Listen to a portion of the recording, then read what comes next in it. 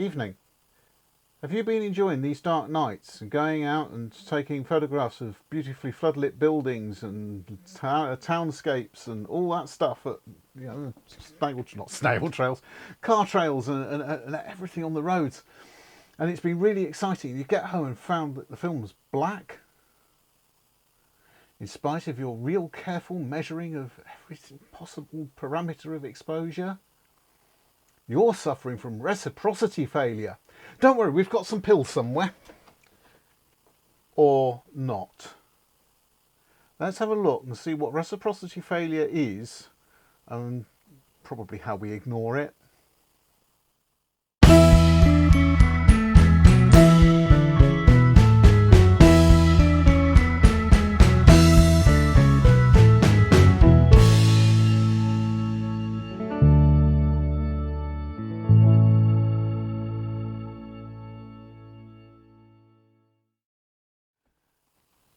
Right, you're back. Okay, sorry about the titles. Don't know what they're like because the good doctor offered to do them and occasionally we have to let him. I'm sat off to one side because we're going to put maths up there. Really apologise for that. Maths. Don't like maths. Reciprocity, simply defined, is the state of being reciprocal. So you kind of do that. If you're sat there and both sides are equal and one side goes up, this side goes down to compensate. The simple formula there, A times B equals C. And from that we can derive C over A equals B. C on B equals A. We always get an evenness. It's very useful for exposure. What is our dose of light? Shall I be really naughty? Shall I use the R word? Radiation. Light is a form of radiation. It has all the characteristics of whatever you get out of your favourite nuclear device. It's don't say the microwave. It's slightly different. It contains particles in the form of photons. It's an electromagnetic part of the electromagnetic spectrum. Light is a really good example of radiation being useful. We measure our exposure in, well, we can measure it, and we would, if I'd remembered my light meter, measure it in lux seconds. That's how many lux fall on me in 1 second, or how many lux fall on me in 10 seconds, or about half an hour usually. If we need more, or if we have more lux piling out of the light source, we need less time to get the same exposure, and that's where the reciprocal bit comes in.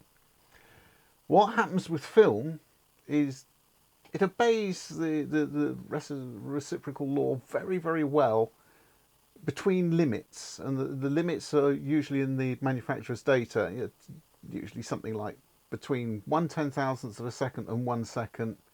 Your film will behave perfectly.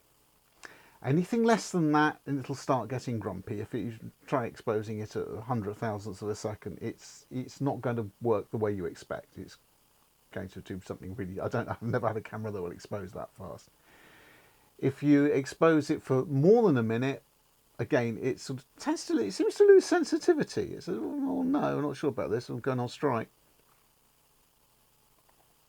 Because we're normally exposing long exposures at night, the theory is that there are fewer photons around, and it takes a certain number of photons to excite the light sensitive crystals in the film, usually a silver halide.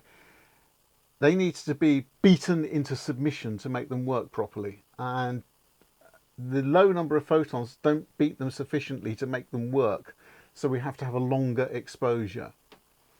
There are formula for this. That is an horrendous formula, and like most of them, it doesn't work. It only works again within certain parameters with certain film. Excuse me. Oh dear. The best thing to do is to get the manufacturer's data sheet and read off that, and that will give you a guide to reciprocity failure and how to cope with it. You'll say, okay, if you're exposing for 30 seconds, double it. If you're exposing for a minute, treble it. If you're exposing for 2 minutes, make it 20. It's amazing how quickly the film, how badly the film can fail according to some manufacturers. Do that, try that, test it. And if it doesn't work, adapt it slightly. When I say slightly, you're working with really long exposures, so the margin of error, like if you're looking at a thousandth of a second and you're half a second out, yeah, that's it. You've gross, like massive overexposure. You've overexposed about 500 times. If you're working with an exposure of 2 minutes and you're 10 seconds out, nobody's going to notice. It's kind of like stand development for exposure. It's really good. If you want to, try doing some portraits like that. If you get a good one, send it in, we'll have a look. Reciprocity failure is not to be scared of. There's quite a lot of it on the internet, and there's quite a lot that terrorizes people and is designed to terrorize people, like these nasty big formulas. The manufacturer's guidelines tend to be 1.5 times. Increase exposure by 1.5 times. So there's a 1 minute exposure, increased by 1.5, it's 90 seconds. That's 1.5 minutes as opposed to 1 minute. It's really that easy. And because of the huge margins of error available, you'll get away with it. Don't be frightened of it. You know as much as you need to know now. Go out there, have fun, do it. And we'll see you again soon with something else. Don't know what.